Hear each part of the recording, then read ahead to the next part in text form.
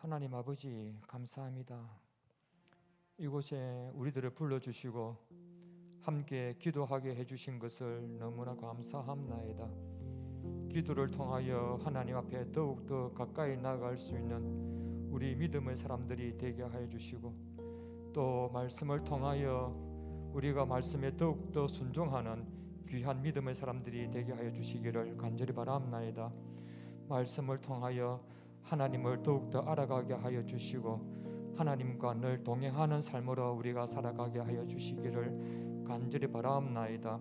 찬양이 넘치게 하여 주시고 기도의 소리가 풍성해질 수 있도록 성령께서 역사하여 주시옵소서. 우리 주 예수 그리스도 이름으로 기도드립니다. 아멘.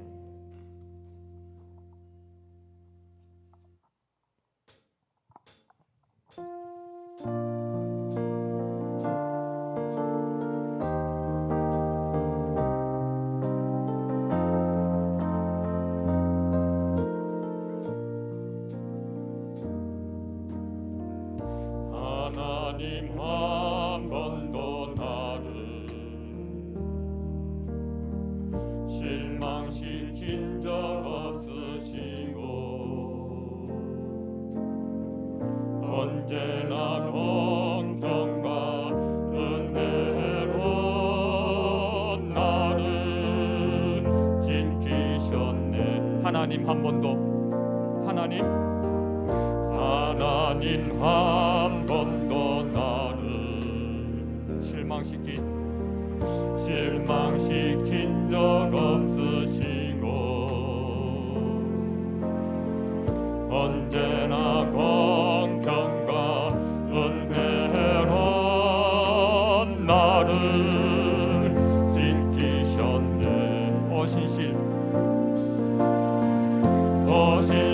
신실하신 주,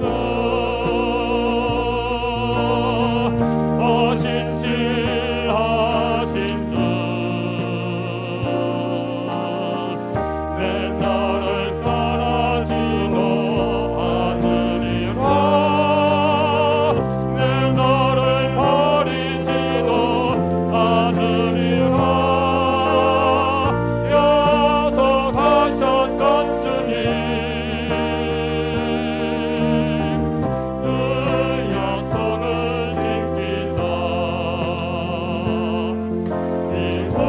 이후로도 영원토록 나를 지키시리라 확신하네. 지나온 모든 세월들 돌아봐도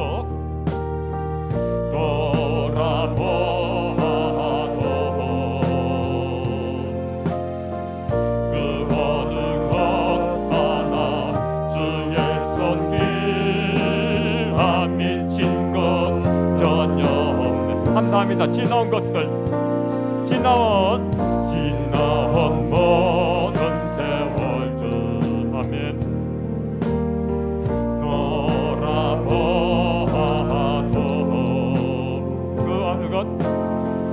그 어느 것 하나 주의 손길 안 미친 것 전혀 없네.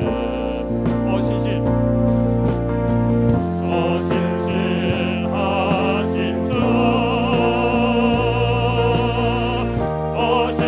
신실하신 주, 내 나를 떠나지도 않으리라. 내 나를 버리지도 않으리라.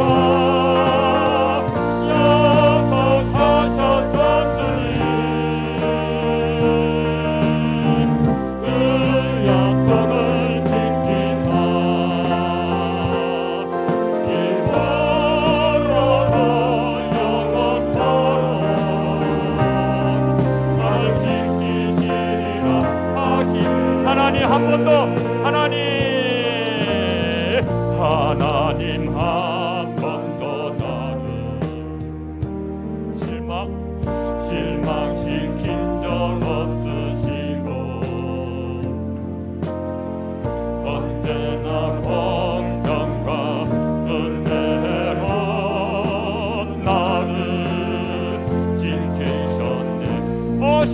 오신칠하신 주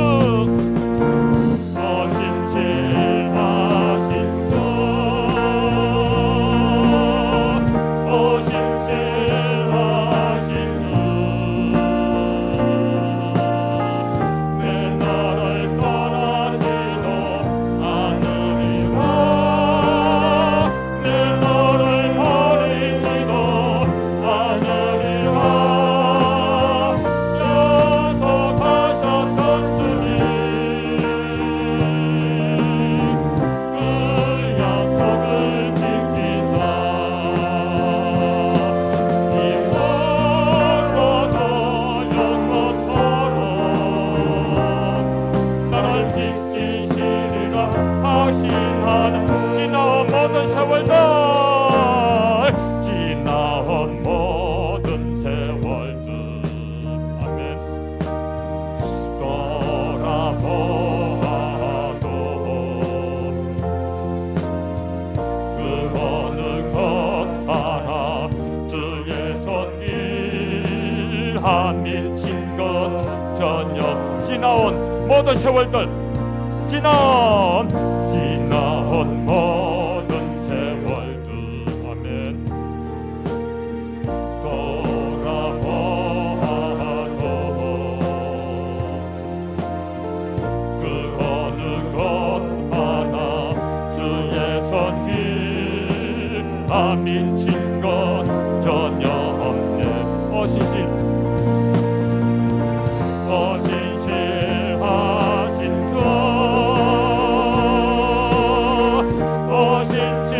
오신칠하신 주 내 너를 떠나지도 않으리라 내 너를 버리지도 않으리라 약속하셨던 주님 그 약속을 지키사 이후로도 영원토록 나를 지키시리라 하시나니 오신칠하신 주 오신칠하신 주 오신칠하신 주 내 너를 떠나지도 않으리라 내 너를 버리지도 않으리라 약속하셨던 주님 그 약속을 지키사 이후로도 영원토록 아침 한개 지키시리라 아침 한개 아침 한개 눈 아까리듯 나의 약한 믿음 의심 쌓일 때 부드럽게 다가온 주의 음성 아무것도 염려하지 마라 빗줄기에 발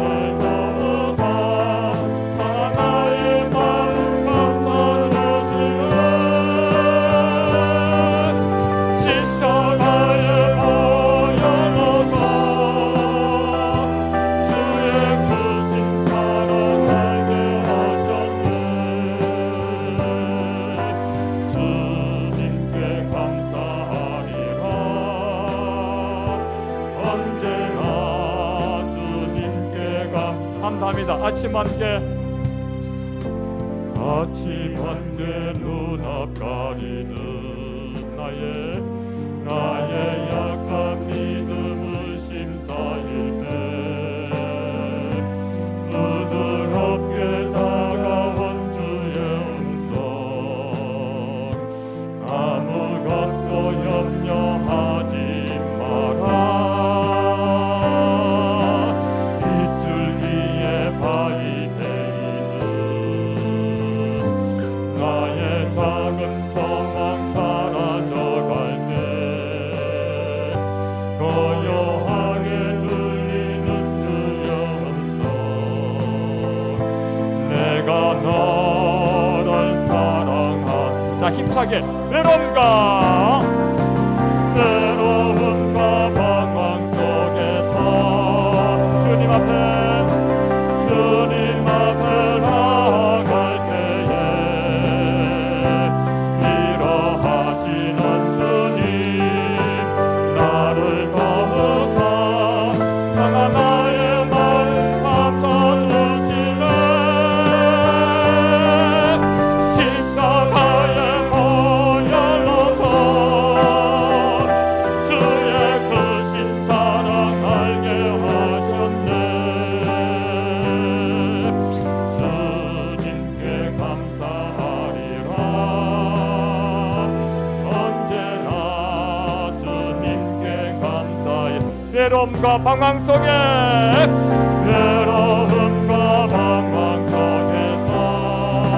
주님 앞에 나아갈 때에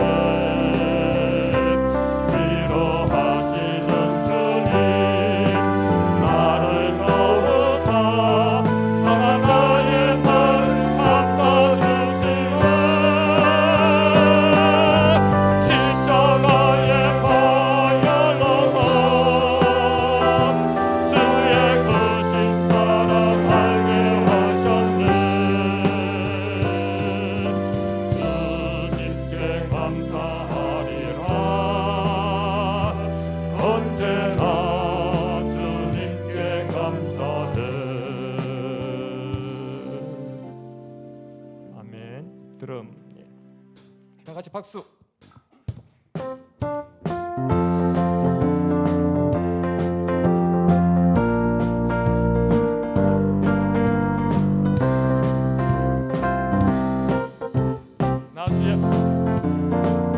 나 주의 믿음 갖고 홀로 걸어도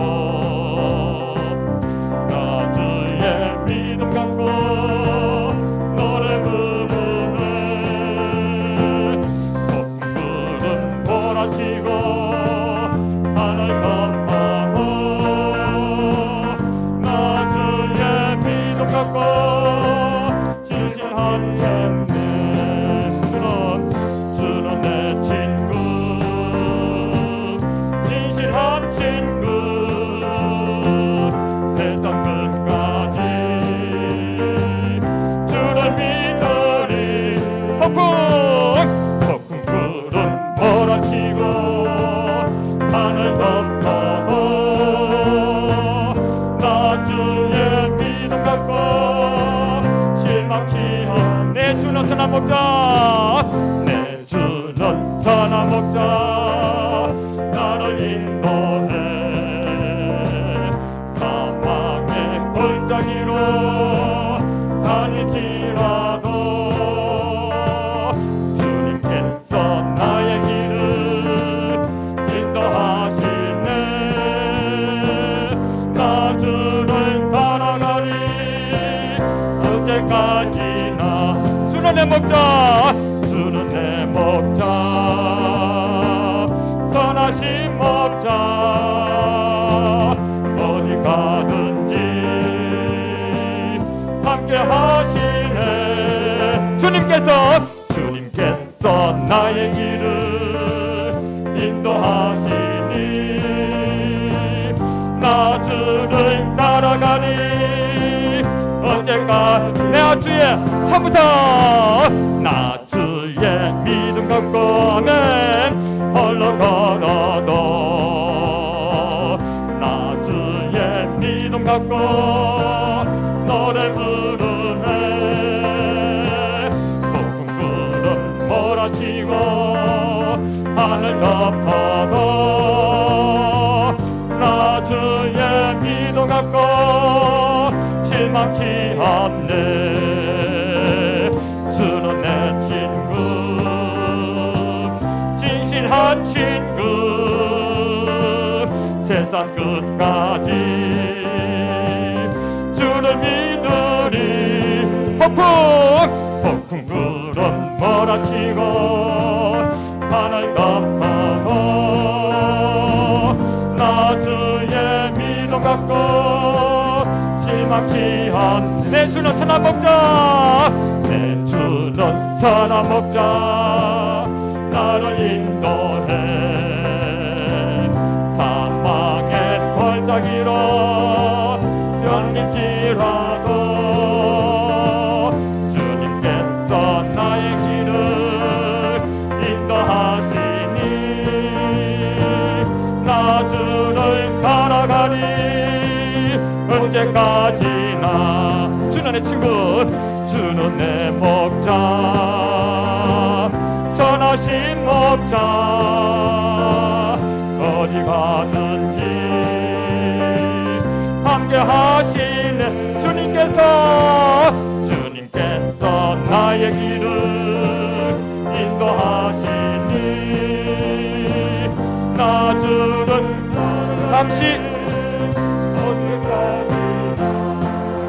잠시 세상에 내가 살면서 항상 찬송 부르다가 날이 저물어 오라 하시며 영광 중에 나가리. 열린 천국은 내가 들어가 세상 짐을 내려놓고 빛난 면류관 받아 쓰고서 주의 함께 길이 살리. 눈물 골짜기 거듭으면서 나의 갈 길 가까우에 주의 품 안에 내가 안기요 영원토록 살리로다. 열린 천국은 내가 들어가 세상 짐을 내려놓고 빛난 면류관 받아 쓰고서 주와 함께 길이 살리. 나의 가는 길 멀고 험하며 산은 높고 고른 깊어 원한 나의 몸 실컷 없어도 없게 날이 밝아오리. 열린 천국은 내가 들어가 세상 짐을 내려놓고 빛난 면류관 받아 쓰고서 주와 함께 길이 살리. 한숨 가시고 죽음 없는 날 사모하며 기다리니 내가 그리던 주를 배울 때 나의 기쁨 넘치리라. 열린 천국은 내가 들어가 세상 짐을 내려놓고 빛난 면류관 받아 쓰고서 주와 함께 길이.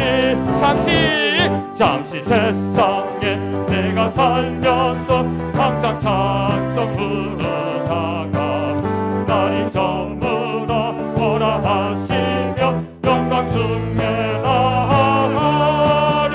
열린 천국은 내가 들어가 세상 짐을 내려놓고 빛난 면류관 받아 쓰고서 주와 함께 길이. 열린 천국은 내가 들어가 세상 짐을 내려놓고 빛난 면류관 받아 쓰고서 주와 함께 길이 사. 열린 천국은 내가 들어가 세상 짐을 내려놓고 빛난 면류관 받아 쓰고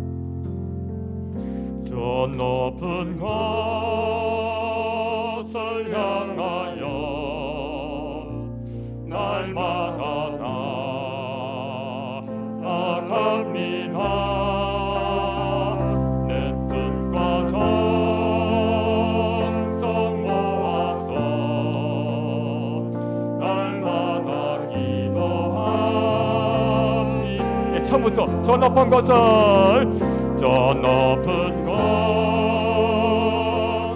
향하여 날마다 나아갑니다. 내 뜻과 정성 모아서 날마다 기도함이 내 주여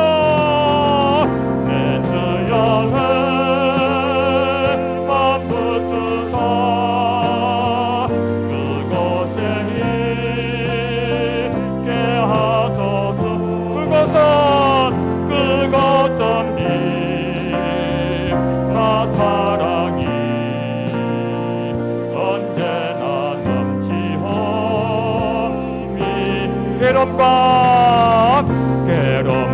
죄가 있는 곳 나 위로여 이 살아도 빛나고 높은 저곳을 날마다 바라봅니다. 내 주여 맘 붙어서 그곳에 있게 하소서. 그것은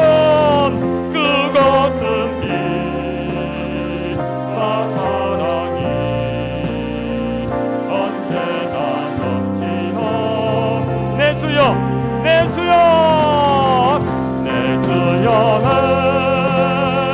맘 붙어서 그곳에 있게 하소서.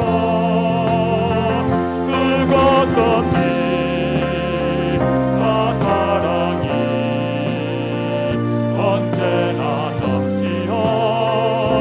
넘치옵답니다. 내 주여 내 맘 붙어서 그곳에 있게 하소서. 그것은 나 사랑이 언제나 넘치옵니다. 아멘. 그래서 남경수 권사님 기도해 주시겠습니다. 허물과 죄로 영 죽었던 우리를 살려주시고 구속하여 주신 아버지 하나님, 코로나19 가운데서도 지켜주시고 함께해 주심으로 수요 예배 자리에 나올 수 있도록 은혜 베풀어 주시니 감사하고 또한 감사드립니다. 한 주간 동안도 혼탁한 세상에서 살아가면서 아버지의 뜻대로 살기 위해 애쓰고 힘쓰지만 저희 인생들의 무지함과 나약함과 욕심으로 인해 아버지 하나님을 잊어버리고 살아온 저들의 모든 죄를 고백하오니 용서하실 줄 믿습니다. 사랑 많으신 아버지 하나님, 우리 하양교회를 112년이라는 장관 세월 동안 하양지역의 모체로 든든히 지켜주시고 등대처럼 어두운 세상을 밝혀주시고 소금처럼 썩어져 가는 곳에 썩지 않도록 인도하심 감사드리며 죽어져 가던 많은 영혼을 구원하여 부흥성장케 하심 또한 감사드립니다. 중심에 세우신 담임 목사님께 한없는 은혜를 베풀어 주심으로 35년간 우리 교회를 위해 수고하시고 눈물로 기도하시며 애쓰심으로 인해 많은 영혼을 구원케 하심 감사드리며 또 은퇴하심으로 하양교회 사역은 끝나시지만 은퇴 후의 사역이 칠곡 호국교회로 이어져 젊은이들을 위해 사역하실 때 놀라운 기적이 나타나도록 동행하여 주시며 영육간 더욱 강건케 하시옵소서. 후임 최원기 목사님을 우리 교회에 부임하심을 더 감사드립니다. 우리 교회가 다시금 부흥성장하도록 목사님께 크신 능력 내려주시옵소서. 우리 교회는 음부의 권세가 임하지 못하는 든든한 교회로 세워주시옵소서. 부교자님들에게도 크신 은혜 주시어서 평강의 복을 허락하여 주시옵소서. 늘 하나님과 동행하도록 도와주시옵소서. 전능하신 아버지 하나님, 주일학교를 위해 기도드립니다. 코로나로 인해 많은 자녀들이 주의 전에 나오지 못하고 있습니다. 긍휼을 베풀어 주셔서 전보다 더 많은 자녀들이 나올 수 있도록 은혜 베풀어 주시옵소서. 어릴 적부터 주의 말씀으로 양육받아 교회와 나라와 세계로 뻗어 크게 쓰임받는 자녀들이 되도록 도와주시옵소서. 지난주에는 수험생들이 수학능력 시험을 치렀습니다. 바라고 원하는 학교에 들어갈 수 있도록 인도하여 주시옵소서. 거룩하신 아버지 하나님, 선교사님들을 위해 기도드립니다. 전 세계로 퍼져 있는 코로나로 인해 선교하는 데 많은 어려움이 있습니다. 세계 곳곳에 세워진 하양 소망교회들이 많이 힘들어하고 있습니다. 모든 선교사님들의 사역이 정상적으로 이루어지도록 역사하여 주시옵소서. 서재 하양교회와 군선교도 함께 하시기를 원합니다. 참 좋으신 아버지 하나님, 우리 교회는 연로하신 성도님들이 많습니다. 수의 전에 오르시기에 어려움이 없도록 강건케 하시옵고 기도의 무릎이 쇠하지 않도록 도와주시옵소서. 또한 원치 않은 질병으로 힘들어하시는 주의 백성들이 많습니다. 치료의 광선으로 속히 치료되도록 도와주시옵소서. 참 좋으신 아버지 하나님, 12월 4일에는 우리 교회의 담임 목사님의 원로 목사님 초대식과 정기 후임 목사님 위임식과 퇴임식과 명예권사 초대식을 준비하고 있습니다. 위드 코로나 가운데 은혜롭게 진행될 수 있도록 도와주시오며 좋은 날씨도 허락하여 주시옵소서. 은혜로우신 아버지 하나님, 내년 3월 9일에는 우리나라를 책임질 대통령을 선출하게 됩니다. 국민의 손을 통해 선출되지만 국민을 먼저 생각하는 대통령, 온 국민이 행복한 나라, 사리사욕을 가지지 않는 그런 대통령이 뽑혔으면 좋겠습니다. 도와주시옵소서. 아버지 하나님, 이 시간 말씀을 듣고자 합니다. 말씀을 선포하실 최원기 목사님을 성단에 세우셨사오니 선포하시는 말씀을 영의 길을 열어 잘 듣게 하시고 마음문 열어 잘 받게 하시어서 마음 깊이 새기면서 살아가도록 성령님 도와주시옵소서. 마치는 시간까지 막일절 틈타지 못하도록 지켜주시옵소서. 시름 소리도 들으시는 아버지께서 구하지 못한 것까지도 이루어 주실 줄 믿사오며 예수님의 이름으로 기도드립니다. 아멘. 이 시간 우리 함께 보실 말씀 사무엘상 2장 27절부터 36절까지의 말씀입니다. 사무엘상 2장 27절부터 36절까지의 말씀입니다. 구약성경 410페이지에 있습니다. 제가 가진 성경으로 구약성경 410페이지에 있습니다. 사무엘상 2장 27절부터 36절까지의 말씀입니다. 저 한 절씩 교독하시겠습니다. 하나님의 사람이 엘리에게 와서 그에게 이르되 여호와의 말씀에 너희 조상의 집 애굽에서 바로의 집에 속하였을 때에 내가 그들에게 나타나지 아니하였느냐.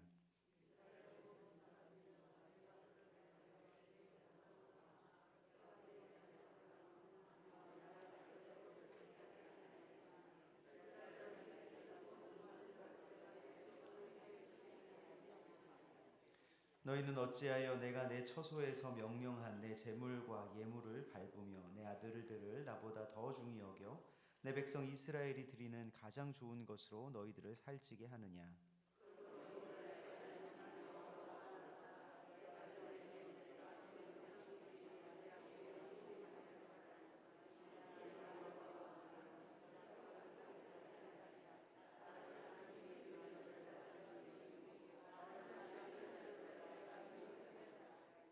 보라, 내가 내 팔과 내 조상의 집 팔을 끊어 내 집에 노인이 하나도 없게 하는 날이 이를지라.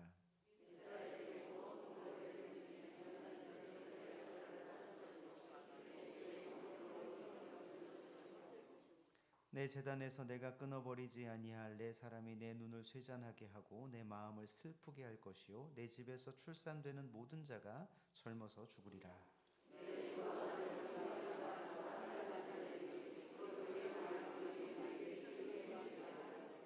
내가 나를 위하여 충실한 제사장을 일으키리니 그 사람은 내 마음 내 뜻대로 행할 것이라. 내가 그를 위하여 견고한 집을 세우리니 그가 나의 기름 부음을 받은 자 앞에서 영구히 행하리라.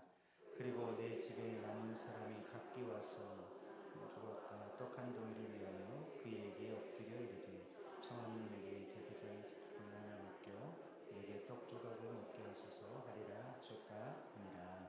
아멘. 네, 교회 소식은 주보의 내용을 잘 참고해 주시면 감사하겠습니다. 내가 행하리라 라는 제목으로 우리 함께 말씀 나누겠습니다. 사람은 망각의 동물입니다. 물론 망각이 긍정적인 효과가 있다는 것을 우리는 기억해야 됩니다. 자신이 감당할 수 없을 만큼의 큰 충격적인 기억을 스스로 지움으로써 자기를 보호하는 그런 긍정적인 기능이 있습니다. 여행을 하던 중에 큰 사고를 당했던 두 부부가 방송에 출연했습니다. 남편은 다리를 골절당했습니다. 근데 아내는 더 큰 사고의 그 위험에 빠져서 생사를 오가는 위기가 있었습니다. 그래도 감사하게도 남편과 아내가 치료가 되었는데 남편은 2, 3개월 안에 회복이 되었고, 그러나 아내는 1년 동안 치료받았음에도 불구하고 목발을 짚고 있었습니다. 좋아지고 있다고 하지만 얼마나 더 좋아질지에 대한 것은 미지수였습니다. 그런데 이상하게도요, 아내는 싱글벙글합니다. 오히려 남편은 그 아내를 보면서 계속 눈물을 흘립니다. 알고 보니 아내는 사고를 당하고 그 사고 당한 시점부터 한 3주간의 기억이 머릿속에 아예 없어졌다고 합니다. 단기 기억 상실증에 걸린 것이죠. 근데 반면에 남편은 그 사고의 그 현장부터 그 처참했던 그 초반 치료의 과정, 그 모든 것이 너무나도 생생하게 기억이 나는 것입니다. 남편이요, 매일 아침 일어나 옆에 누워 있는 아내를 보면 그날 도로 위에 널브러져 있던 아내가 생각나서 아침마다 일어나면서 놀라서 아내를 깨운다고 합니다. 여보, 괜찮은 거예요? 괜찮은 거예요? 라고 놀라서 깨운다고 합니다. 이것을 트라우마라고 하죠. 고통스러운 기억이 지워지지 않고 너무나도 선명하게 기억되는 것, 이것이 트라우마고, 비슷한 상황을 만나면 그 기억이 되살아나는 것, 이것이 트라우마입니다. 이런 특별한 경우를 제외하고는요, 기억한다는 것은 매우 중요합니다. 기억하지 못하면 우리에게 신앙적으로나 여러 삶에 있어서 실패와 또 슬픔이 찾아오게 된다라는 것인데, 오늘 본문을 보면 그 엘리 제사장의 가정의 모습을 통해서 우리가 기억이 얼마나 중요한지를 깨닫게 되는 것입니다. 오늘 본문을 보면 엘리 제사장과 그의 가정이 실패의 나락으로 빠져들 수밖에 없었던 이유가 나옵니다. 우리 28절 말씀을 같이 한번 읽어보겠습니다. 시작. 이스라엘 모든 지파 중에서 내가 그를 택하여 내 제사장으로 삼아 그가 내 제단에 올라 분향하며 내 앞에서 에봇을 입게 하지 아니하였느냐. 이스라엘 자손이 드리는 모든 화제를 내가 내 조상의 집에 주지 아니하였느냐. 아멘. 이 이야기가 바로 엘리 가정에 대한 이야기고, 또 앞서서는 아론에 관한 이야기, 아론의 후손들에 관한 이야기입니다. 하나님께서는요, 엘리에게 특별한 은혜를 주셨습니다. 애굽에서 이스라엘을 택하셨고, 그것도 특별한데 이스라엘 모든 지파 중에서 레위 지파를 택하셨고, 그것도 특별한데 그 레위 지파 중에서 아론의 집, 또 아론의 집 중에서도 이 엘리의 집을 택하셔서 하나님께서는 그 제사장이 받을 수 있는 그 영광과, 또 특별히 오늘 본문에 보니까 하나님께 드리는 그 제물의 화제를 이 엘리 제사장의 가정에게 주셨다, 이렇게 말씀합니다. 엘리의 집은 특권을 받은 것이죠. 제사장이 되기 위해 엘리가 노력한 것은 하나도 없습니다. 하나님께서 특별한 은혜로 그들을 택하셔서, 엘리의 가정을 택하셔서 제사장을 삼아 주셨습니다. 하나님께서 이렇게 특별한 은혜를 주시면서 엘리에게 부탁한 것이 하나, 무엇이냐면 바로 기억하라는 것입니다. 사랑하는 성도 여러분, 어렵고 대단한 무엇인가를 하나님께서 그 이스라엘 백성들에게, 특별히 엘리 가정에게 부탁하신 것이 아닙니다. 엄청난 훈련을 해서 완벽한 그런 군대가 되어 세계를 정복하라, 이런 것이 아니고, 성막을 대단하게 의리의리하게 만들어라, 이런 것이 아닙니다. 열심히 일해서 온 이스라엘 민족을 먹여 살려라, 그런 부탁을 하신 것도 아닙니다. 하나님께서 이스라엘 백성과 또 특별히 엘리 가정에게 부탁하신 것은 기억하라는 것입니다. 시내산에서 하나님께서 이스라엘 백성들에게 아주 특별한 일을 행하셨는데 십계명을 주셨습니다. 이 십계명을 포함한 이 율법, 또 이 율법과 더하여서 이 성막을 하나님께서 이스라엘 백성들에게 주셨어요. 출애굽기 20장을 보면 이 모든 것을 주시기 전에 하나님께서 다음과 같은 말씀을 하십니다. 20장 2절 말씀에 나는 너를 애굽 땅 종되었던 집에서 인도하여 낸 내 하나님 여호와니라 이렇게 말씀하십니다. 율법을 왜 주셨는지를 밝히는 부분인데요. 하나님이 누구신지에 대해서 먼저 말씀하시면서 이 다음부터 율법과 성막과 모든 하나님께서 주시는 율례와 규례들은 하나님이 누구신지를 기억하도록 하기 위함이다 라고 말씀하시면서 20장 20절 나는 내 하나님 여호와다 이렇게 말씀하시는 것입니다. 십계명을 비롯해서 하나님의 명령에 따라 만들어진 성막, 그리고 성막에서 드려지는 이 복잡한 제사에 관한 제사법, 또 음식법, 절기법, 이 모든 것들은 하나님을 잘 기억하도록 하기 위함이라는 것입니다. 기억하는 일은 신앙생활에 있어서 너무너무나도 중요한 것입니다. 예수님께서도 기억하도록 하기 위해서 성찬을 행하셨죠. 성찬은 예수님께서 우리에게 행하신 일을 기억하라고 주신 것입니다. 고린도전서 11장 25절 26절 19회 또한 그와 같이 잔을 가지시고 이르시되 이 잔은 내 피로 세운 새 언약이니 이것을 행하여 마실 때마다 나를 기념하라. 기억하라는 것이죠. 또 너희가 이 떡을 먹으며 이 잔을 마실 때마다 주의 죽으심을 그가 오실 때까지 전하는 것이니라. 어떻게 전하겠습니까? 기억하여서 전하도록 하시는 것입니다. 설교가 선포된 말씀이라면 성찬은 보이는 말씀입니다. 보이는 말씀, 경험하는 말씀이죠. 성찬은 우리의 오감을 열어서 말씀이신 예수님을 경험토록 하고 그 기억이 우리의 오감을 통해서 깨어나도록 하는 것, 그것이 바로 성찬인 것이죠. 그래서 참여하여 주님이 오실 때까지 기억하고 전하도록 성찬을 우리에게 주신 것입니다. 신앙생활에 있어서 기억은 절대적인 것입니다. 사랑하는 여러분, 기억은 신앙생활의 핵심이에요. 핵심. 기억하지 못하고 드리는 모든 예배와 기억하지 못하고 하는 모든 경건 생활은 위험하다고 할 수 있습니다. 29절 말씀입니다. 29절 말씀, 오늘 본문 29절. 너희는 어찌하여 내가 내 초소에서 명령한 내 제물과 예물을 밟으며 내 아들들을 나보다 더 중히 여겨 내 백성 이스라엘이 드리는 가장 좋은 것으로 너희들을 살찌게 하느냐. 하나님을 기억하지 못하는 그런 백성의 이 처참한 모습들을 오늘 우리는 본문에서 보게 되는 것이죠. 사랑하는 여러분, 제물과 예물을 하나님께 드릴 때에 우리는 그것을 통해서 하나님을 기억해야 한다는 것입니다. 우리가 어떤 존재인지를 기억하는 것, 그것이 제물과 예물의 의미입니다. 이 동물을 하나님 앞에 죽여드리면서 내가 죽어야 할 존재라는 것을, 죽어 마땅한 존재임을 기억하는 것이 우리가 드리는 예물, 제물이라는 것이죠. 죽어야 할 우리를 살리신 하나님을 기억하면서 드리는 것이 바로 우리의 예물이며 제물이라는 것입니다. 우리가 좀 확장시켜서 생각해 보면 헌금도 마찬가지입니다. 여러분, 헌금은 기억으로 드리는 것이지 기대로 드리는 것이 아닙니다. 무슨 말씀입니까? 하나님께서 주신 구원에 대한 은혜, 베풀어 주신 삶에 대한 감사에 대한 기억으로서 우리는 헌금을 하는 것이지, 헌금을 드리면 더 많은 것을 받을 수 있을 것이라는 기대를 가지고 드리는 것이 아니다라는 것입니다. 헌금뿐만 아니죠. 예배, 전도, 봉사, 모든 것들은 우리 신앙생활의 기억을 위한 것이지, 그래서 신앙생활을 할수록 하나님이 선명하게 우리의 머릿속에 더 기억되셔야 하지, 그 반대가 되면은 어렵다라는 것입니다. 사랑하는 여러분, 우리가 왜 이렇게 예배를 강조합니까? 교회 생활을 강조합니까? 혼자서도 하나님에 대한 기억을 너무 잘할 수 있다. 나는 하나님 한 번도 잊어버리지 않고, 하나님이 날 잊어버리면 잊어버렸지, 나는 하나님 절대 안 잊어버린다 라고 하시는 분들 있다면 혼자서도 신앙생활을 잘할 뿐입니다. 그런데 그렇게 쉽지 않아요.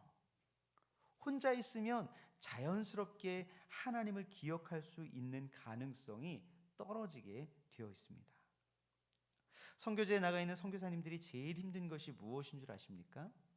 은혜에 대한 기억이에요. 은혜에 대한 기억. 1년, 2년은 견딜 수가 있지만 선교사님들도 사람이신지라 그 기억이 오래 계속되지 못합니다. 물론 현지에서 그 선교지에서 주시는 하나님의 은혜, 넉넉한 은혜가, 충만한 은혜가 있죠.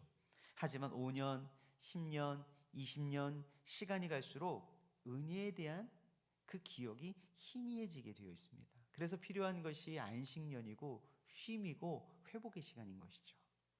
안식년이 되어 고국을 방문하고 고향 교회를 방문하면 그것 자체로 그냥 회복이 됩니다.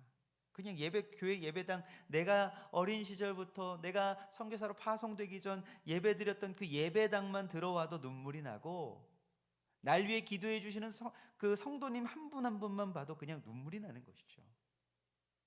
그냥 만나도 그냥 기쁨이 샘솟는 것입니다.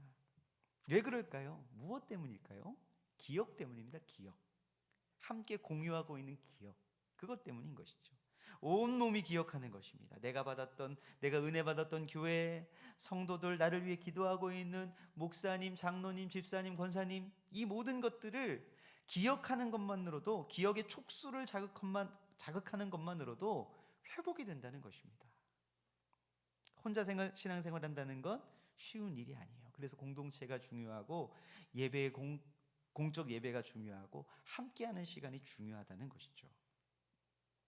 그런데 예배 나오는 것만으로는 안 됩니다. 예배 나와서 하나님을 기억하는 것이 중요합니다. 엘리를 보십시오. 엘리는 항상 성전에 있었습니다. 성전에서도 제사를 집례하는 위치에 있었어요. 그럼에도 불구하고 엘리는 하나님에 대한 기억이 희미했던 것입니다. 왜 그럴까요? 29절에 엘리의 기억이 희미해진 이유가 나옵니다. 내 아들들을 나보다 더 중히 여겨. 내 아들들을 나보다 더 중히 여겨. 엘리는 눈에 보이는 아들들을 소중히 여겼습니다. 눈에 보이는 것은 얼마나 강력한지 몰라요? 우리의 기억을 순식간에 앗아가 버립니다. 아무리 좋은 추억을 나누었던, 함께 추억을 공유하고 있는 가족, 친구라도 눈에 보이는 것 때문에, 돈 때문에, 눈에 보이는 물질 때문에, 눈에 보이는 사랑 때문에, 사람 때문에 깨지는 경우가 얼마나 많은지 모릅니다. 눈에 보이는 것 때문에 함께 기억과 추억을 나누었던 소중한 관계가 깨어진다는 것은 굉장히 가슴 아픈 일입니다. 엘리와 하나님의 관계가 깨졌습니다. 아들들을 너무 소중히 여기다 보니까 머리에 항상 아들들 생각으로만 가득 차 있었지 않았겠습니까? 그러니 당연히 하나님에 대한 기억이 희미해진 것이죠. 눈에 보이는 것, 귀에 들리는 것이 하나님과의 기억을 약하게 하고, 그러면 범죄하게 하는 것이죠. 하와가 범죄할 때에 사단의 소리를 들었어요. 또 그 열매를 보았어요. 그랬더니 이전과 달라 보이는 것이에요. 왜요? 하나님에 대한 기억이 희미해졌기 때문입니다. 그 순간에 하나님과 찰떡같이 맺었던 약속을 망각하고, 그 구체적으로 하나님께서 말씀하신 그 약속을 망각하고 그 열매를 따먹은 것입니다. 눈에 보이는 것, 귀에 들리는 것 때문에 하나님을 잊어버려서 그것을 따먹은 것이죠. 정신을 바짝 차리지 않으면 이렇게 됩니다.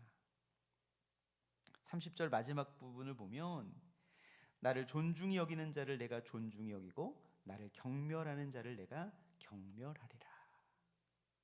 사랑하는 여러분, 누가 하나님을 존중히 여길 수 있겠습니까? 하나님이 행하신 일들을 기억하는 사람들입니다. 예배의 자리에 나와서 하나님이 내게 행하신 일들을 기억하는 자들이 참된 예배자가 되는 것이고, 하나님을 존중히 여기는 자가 되는 것입니다. 누가복음 17장을 보면 10명의 나병 환자가 깨끗함을 받습니다. 10명이 대제사장에게 보이기 위해서 가다가 그 병이 고침받았습니다. 그런데 그 10명 중에 단 한 명이 예수님을 찾아와 그 발 아래 엎드렸습니다. 그 사람은 사마리아 사람이었어요. 예수님께서는 은혜를 기억하고 있는 사마리아 사람의 그 믿음을 인정했습니다. 하나님께서 우리에게 원하시는 것은 다른 것이 아닙니다. 기억하는 것입니다. 예배의 자리에 나와서, 우리가 봉사의 자리에 나아가서, 또 우리가 어떤 자리에 나아가든지 그 모든 것을 통해서 우리는 하나님을 기억하는 행위가 되어야 한다는 것이죠. 그것이 참된 예배며 참된 헌신이며 참된 봉사며 참된 헌금이며 참된 예배라 제사다라는 것입니다. 참된 예배는 다른 것이 아니에요. 하나님이 기억하는 것이고 그것이 하나님을 존중히 여기는 것이고 하나님이 행하신 일을 기억하는 것만이 하나님이 우리에게 원하시는 일임을 우리가 인정하는 예배자들 되시기를 간절히 소망합니다. 31절 이하는 하나님을 망각한 엘리 가정에 대한 하나님의 심판이 나오는데요. 우리 31절 말씀에 보면 우리 같이 한번 읽어보겠습니다. 시작. 보라, 내가 내 팔과 내 조상의 집 팔을 끊어 내 집에 노인이 하나도 없게 하는 날이 이를지라. 아멘. 우리가 31절 이하의 두 가지의 심판에 대해서 하나님께서 말씀하시는데 그 중에 첫 번째가 바로 31절입니다. 여기서 보면은 내 팔과 내 조상의 집의 팔을 끊어 내 집에 노인이 하나도 없게 하는 날이 이를지라. 여기서 팔은 히브리어로 제로아라는 단어인데 이 팔이라는 의미도 있지만 씨앗, 후손이라는 말이 이 단어의 어원입니다. 그래서 팔을 끊는다는 것은 엘리 가문의 후손을 끊어버리겠다 이런 뜻입니다. 그래서 33절 마지막을 보면 내 집에서 출산하는 모든 자가 젊어서 죽으리라. 이 말씀과 맥락을 같이 합니다. 이 예언이 실제로 어디에서 이루어지냐면 사무엘상 22장 11절부터 23절까지의 말씀에서 성취가 됩니다. 다윗이 사울의 칼날을 피해 놉당으로 간 적이 있습니다. 놉당에는 아히두베의 아들 아히멜렉이라는 제사장이 있었습니다. 아히멜렉이 있었습니다. 그 아히두베의 아들이 아히멜렉인데 아히두브는 또 엘리의 아히두베의 할아버지가 바로 엘리라고 우리는 성경에서 찾아볼 수 있습니다. 사무엘상 14장 3절 말씀인데요. 우리 화면에 나오는데 같이 한번 읽어보겠습니다.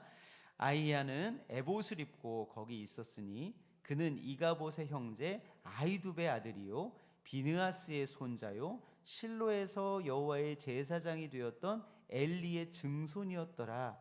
백성은 요다단이 간 줄 알지 못하니라. 아멘. 이 14장 3절에 아히둡이 나오는데 이 아히둡이 바로 엘리의 증손이었고 이 아히둡의 아들이 바로 아히멜렉이었다는 것입니다. 복잡한 족보 관계지만 중요한 것은 무엇이냐면 이 아히멜렉이 바로 엘리의 자손이라는 것이죠. 근데 이 다윗이 이 놉당에 있었던 이 아히멜렉에게 이 사울의 칼날을 피해서 찾아간 것입니다. 근데 그것을 누가 보았느냐? 에돔 사람 도액이라는 사람이 또 그걸 보았습니다. 그래서 이 소식을 가지고 사울에게 가서 사울에게 이 사실 다윗이 놉당에 있다는 사실을 고발합니다.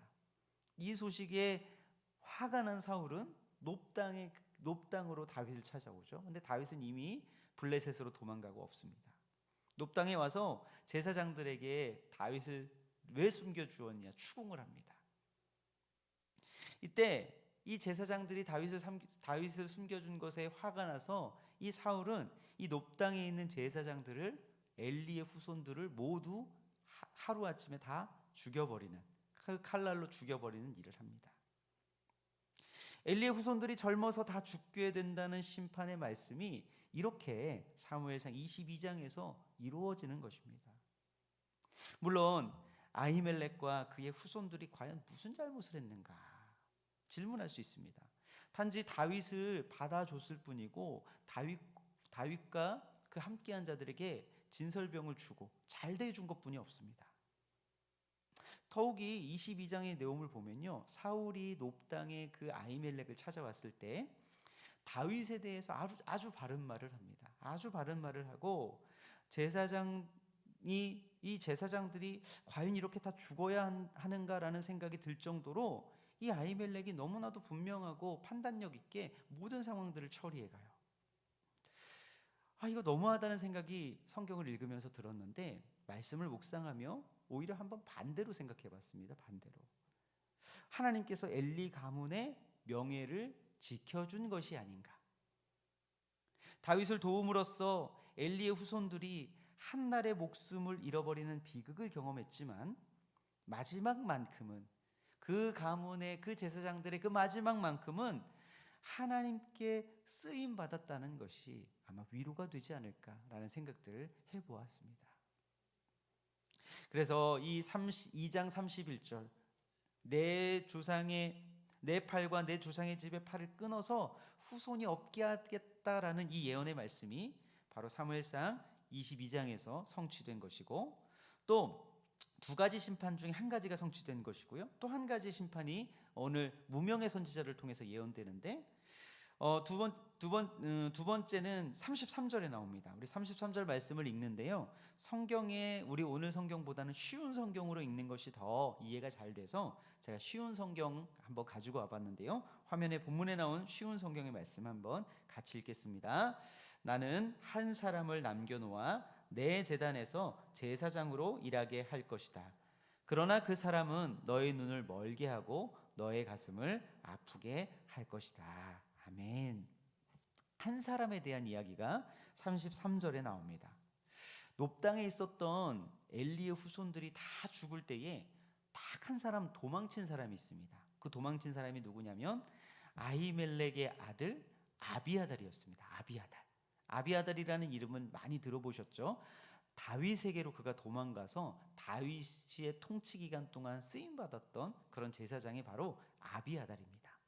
사무엘상 22장 20절을 보면 아히두베의 아들 아히멜렉의 아들 중 하나가 피하였으니 그의 이름은 아비아달이라. 그가 도망하여 다윗에게로 가서, 이렇게 말씀하죠. 다윗에게로 갔던 아비아달은 다윗의 통치 기간 동안 제사장 직분을 맡았고요, 다윗의 통치 기간 동안 아주 많은 일들을 했던 그런 제사장입니다.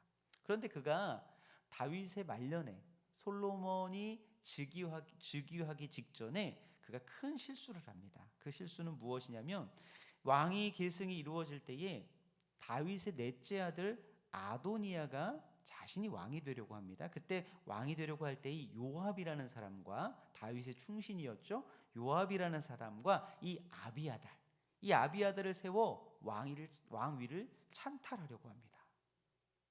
이때 다윗이 제사장 사독과 또 선지자 나단과 분하야라는 사람을 솔로몬에게 보내요. 솔로몬을 먼저 왕으로 세워버리는데요, 이 솔로몬이 왕이 된 이후에 이 솔로몬 왕이 아비아달이라는 이 엘리의 후손을 파면시켜 버립니다. 이 사건에 대해서 열왕기상 2장 27절에서 이렇게 말씀합니다. 아비아달을 쫓아내어 여호와의 제사장의 직분을 파면하니 여호와께서 실로에서 엘리의 집에 대하여 하신 말씀을 응하게 함이더라. 아멘. 분명하게 열왕기상 기자가 기록하고 있죠. 실로에서 엘리의 집에 대하여 하신 말씀을 응하게 함이더라. 그 한 사람이 바로 누구를 뜻하냐면 이 아비아달을 뜻하는 것입니다. 아비아달. 엘리 가문의 최후의 희망이라고 할 수 있었던 이 아비아달이 제사장 직분에서 박탈되어 쫓겨나게 된 것이죠.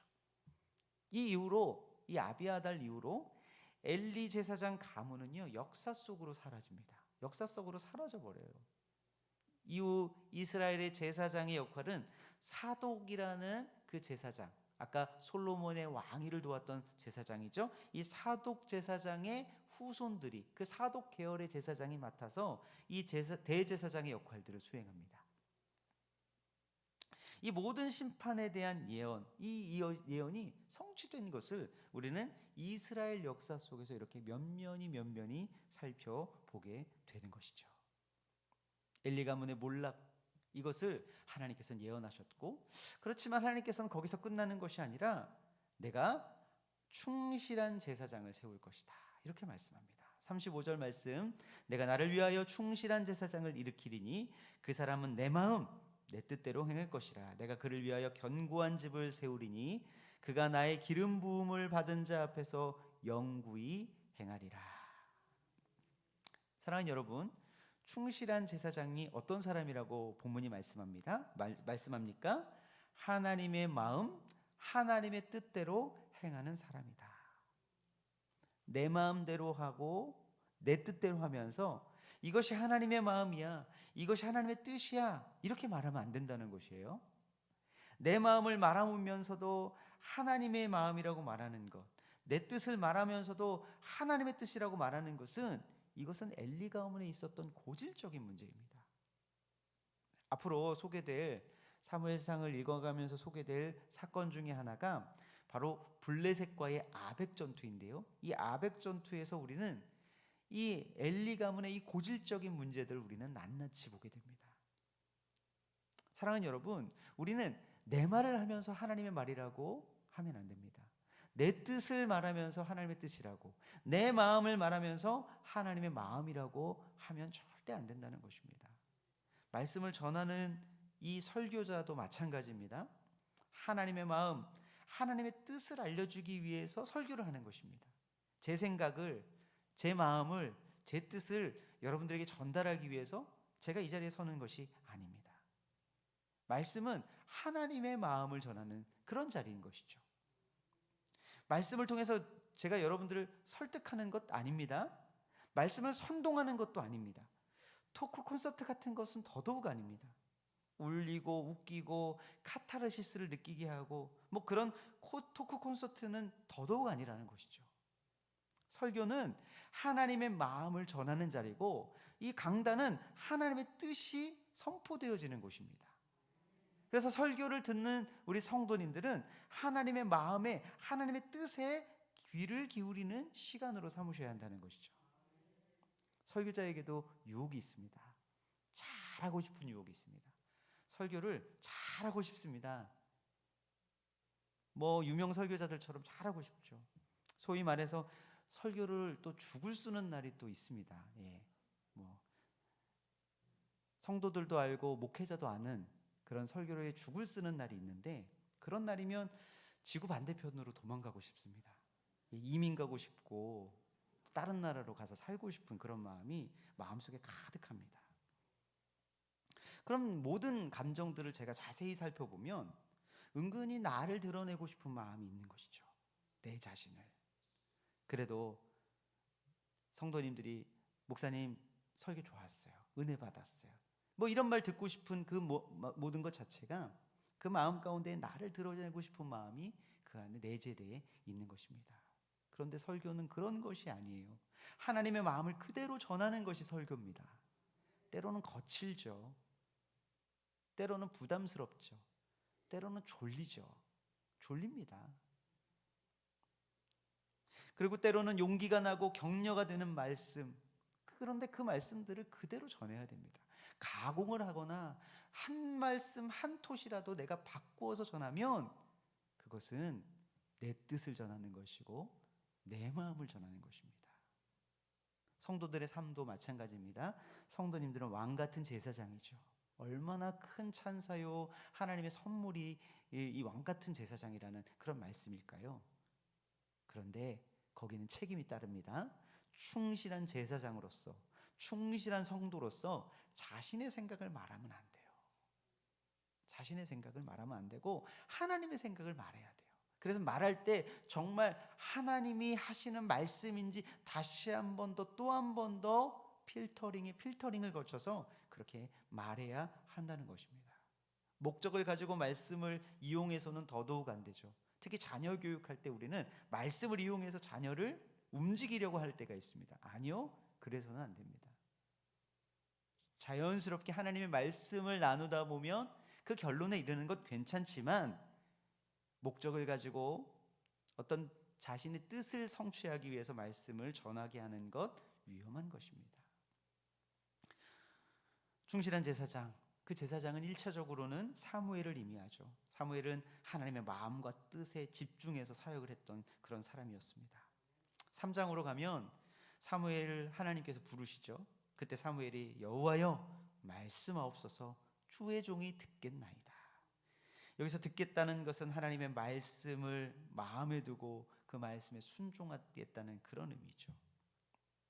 하나님의 말씀을 듣는 충실한 제사장을 주시는 그 은혜가 무엇이냐면, 그 제사장에게 주시는 은혜가 무엇이냐면, 내가 그를 위하여 견고한 집을 세울 것이다. 하나님께서 그 충실한 제사장, 그 성도, 그 가정을 내가 견고히 그 집을 세울 것이다 말씀합니다. 하나님을 망각하고 자기 마음대로 행했던 엘리 가문의 심판은 그 집이 멸절되는 것이었죠. 그런데 충실한 제사장, 충실한 성도의 가정은 하나님께서 든든히 견고히 세워가신다 말씀합니다.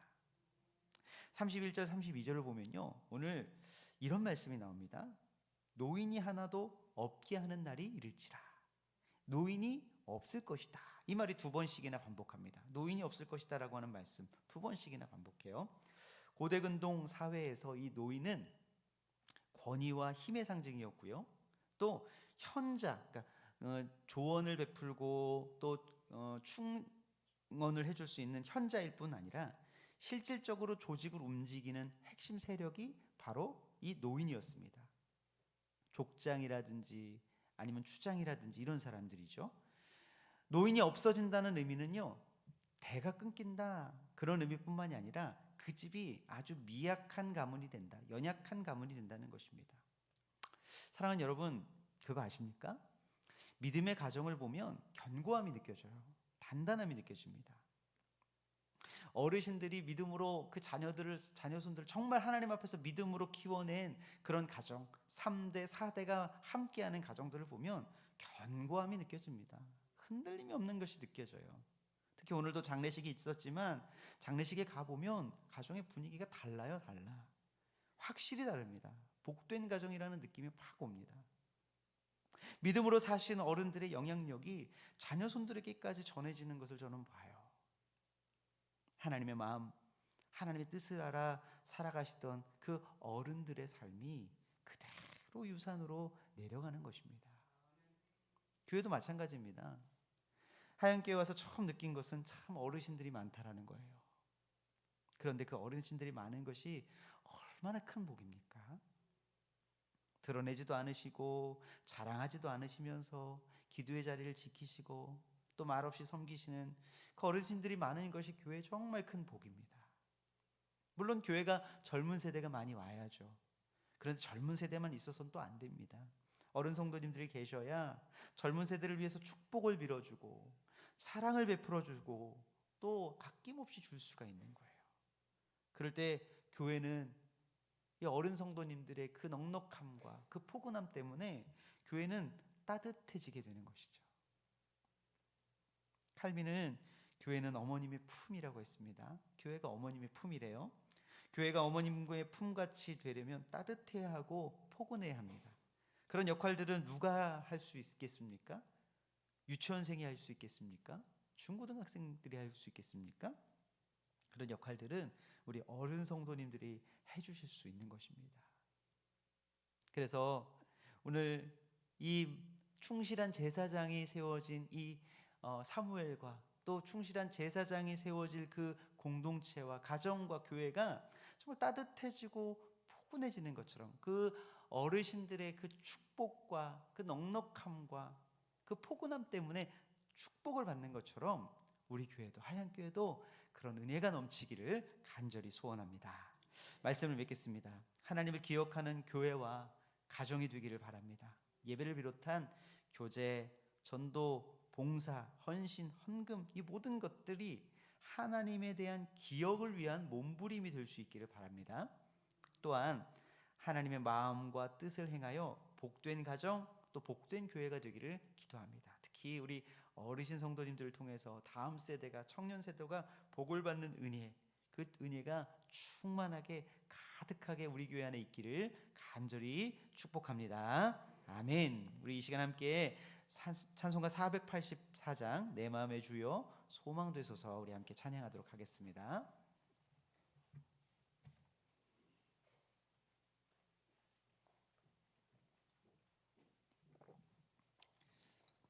밤에나 낮에나 주님 생각이라는 가사의 내용이 있는데 우리 함께 찬양하면서 찬송하면서 말씀 한번 기억하도록 하겠습니다. 내 맘에 주여 소망 되소서 주 없이 모든 일 헛되어라 밤에나 낮에나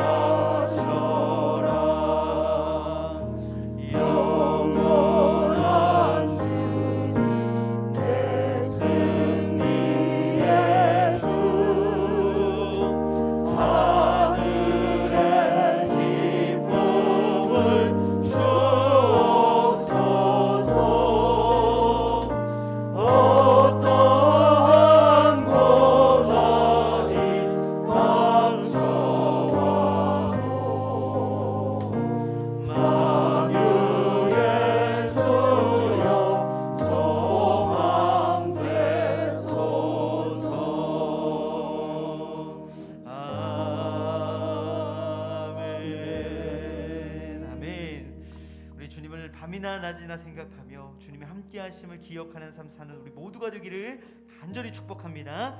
이 시간 말씀을 가지고 우리가 결단의 기도로 나아가길 원합니다. 하나님의 은혜를 기억하는 우리가 되게 하여 주옵소서. 예배와 삶에서 하나님을 기억하는 몸부림이 있게 하여 주시옵소서. 하나님을 경외하는 풍성한 가정을 이루게 하여 주옵시고 가정과 교회를 견고히 세워가게 하시며 특별히 어리신 성도님을 통하여서 우리 교회가 더욱 복되고 축복된 교회가 되게 하여 주시옵소서라고 이 시간 주여 한번 부르짖고 함께 기도하겠습니다. 주여! 아버지 하나님 감사합니다. 우리 귀한 오늘 예배를 허락하여 주시옵시고 귀한 말씀을 허락하여 주심에 감사합니다. 하나님 우리가 결단하며 나아갈 때에 하나님 우리가 주님을 기억하는 우리가 되게 하여 주시옵소서. 기억은 우리의 신앙과 삶에 높아진 중요한 부분이 있습니다. 하나님의 이름을 먼저 버리지 않고 아버지 하나님 우리가 기억하는 삶을 하나님 우리가 물건을 주게 하여 주시옵소서.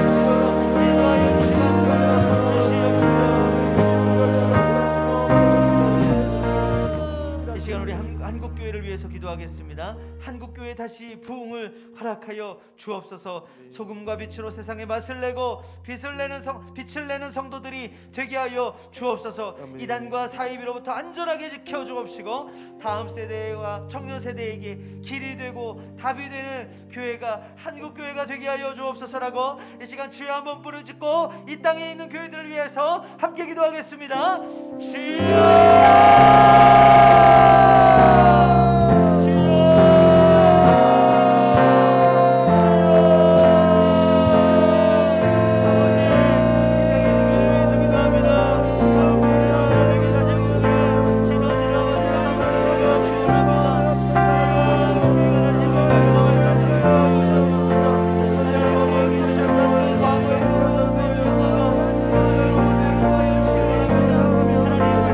하나님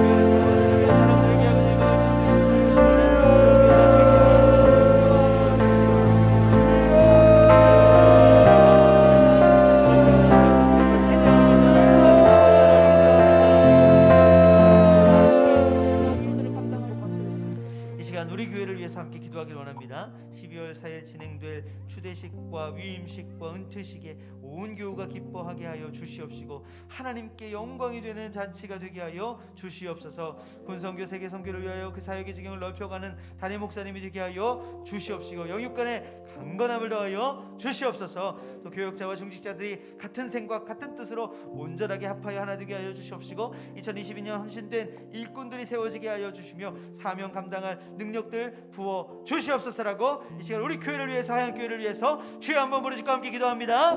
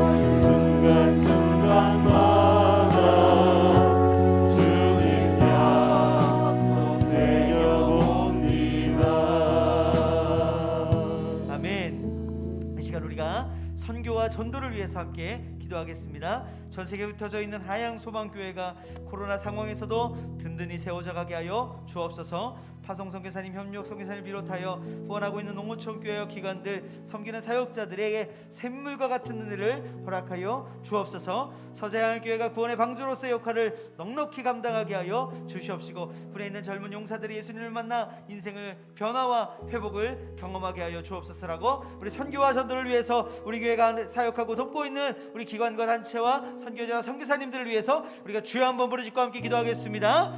주여!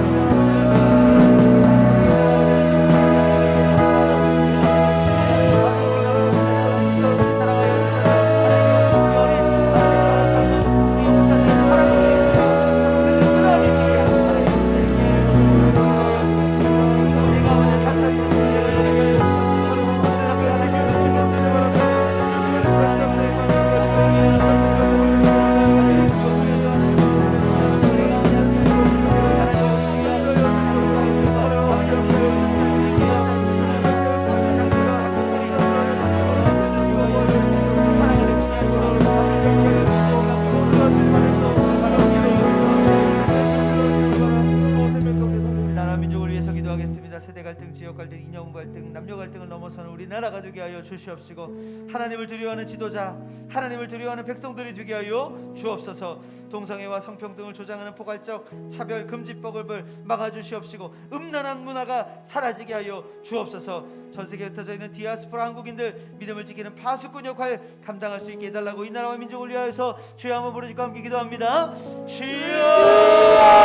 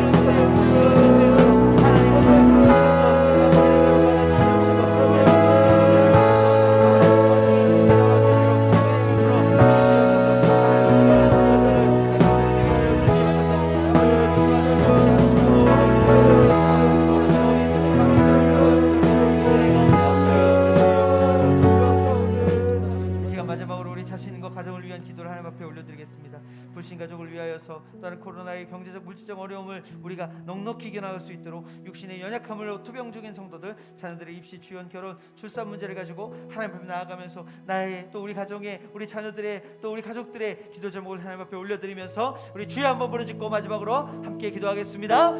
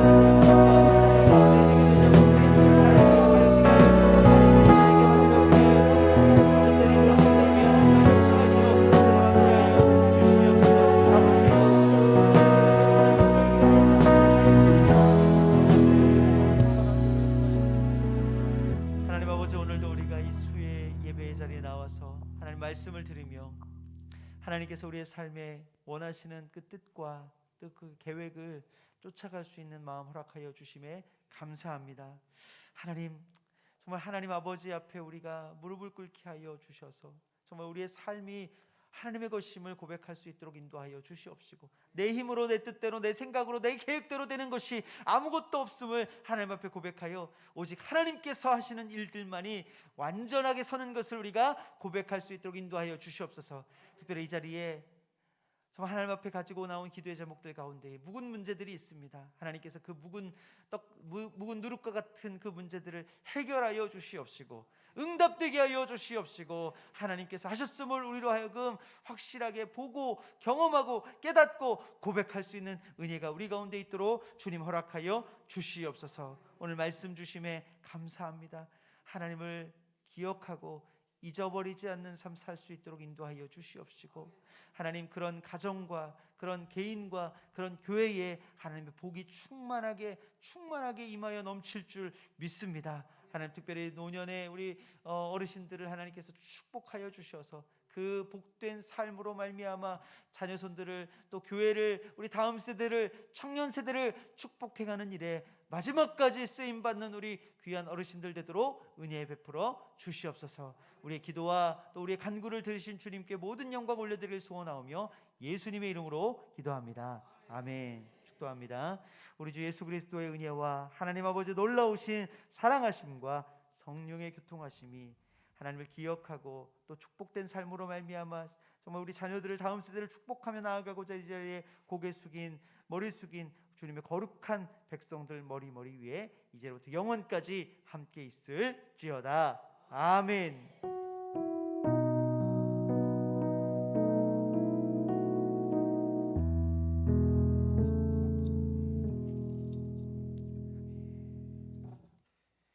예배를 마치겠습니다. 안녕히 돌아가시기를 바라겠습니다.